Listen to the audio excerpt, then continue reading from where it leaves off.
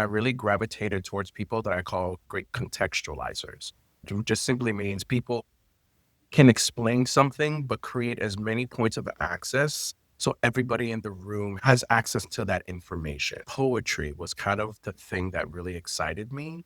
And Langston Hughes' book of anthology of poems was the first thing that I read in English that I was super excited about because of what it did with language. I tell my students this all the time.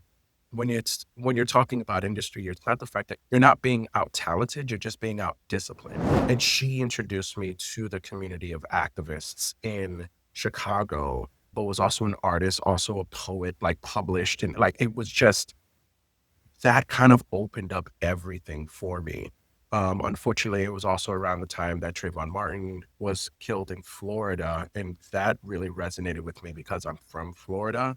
And there's just something about watching stories about an iteration of yourself being harmed at the hands of the state and learning of like all of these names of people that you'll never meet, but you know. I find that specifically folks of the global majority or those whose identities have been marginalized in this country, we are constantly, a terminology, and I'll bring this up a little bit later, but like we're time travelers. And more than anything, we're always trying to think of like future because the past doesn't have as much for us and the past doesn't include us as fully people. I just wanted to work in abundance. And this work has given me the ability to not only speak in that way, but actually cultivate spaces that do work, not in that like scarcity mindset, but like abundant in resources. Because aspirations are great, but aspirations aren't a plan. My job is to make sure that the thing that you signed up to work on for 2 months, you aren't having to process for the next 2 years. If you know your exit before you enter, you'll be more to play because you know that you're not being to just live and sit in something. We're not about the business of breaking people down and making people suffer for their art. I mean, the things that we say to one another, leave it all out on the stage. Yes, and I mean, I could just go on and on about how we are programmed to suffer in this field, and I just am more about sustainability. Just put a you just put a full meal in front of somebody and you told them to eat it and you're not giving them any space to digest. Mm. You get to decide how you shed this thing for yourself. We go through a whole process where we're just like pouring into everyone else's cup, and then we're like, why do I feel so empty? That's at the end of it. So, yeah, the self care of it all is just like lean into your community and talk to folks because it's just too easy to isolate yourself in the spaces, whether you're on set or whether you're working on a live performance.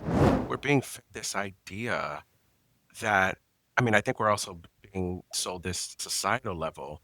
It's like rugged individualism. Mhm. And it's like you're walking into a production. There are people. And ultimately, you're doing this so you can invite people to come witness. This is literally a communal based art form.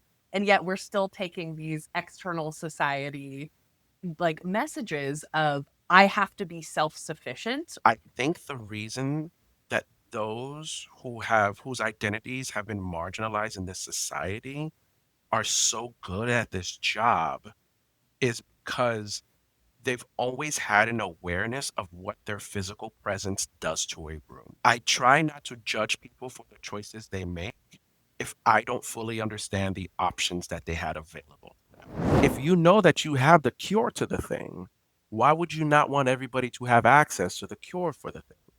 Don't hide behind the letters. Say what you mean what you say. Every revolution, every cultural shift has been led by young people. You look at Black Panther Party, you look at the Montgomery bus boycott. The organizers tend to be the young people.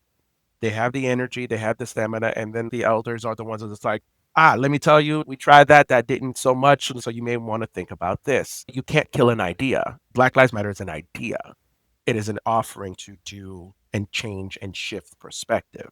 You have to understand that the final and probably hardest step of advocacy is decentralization.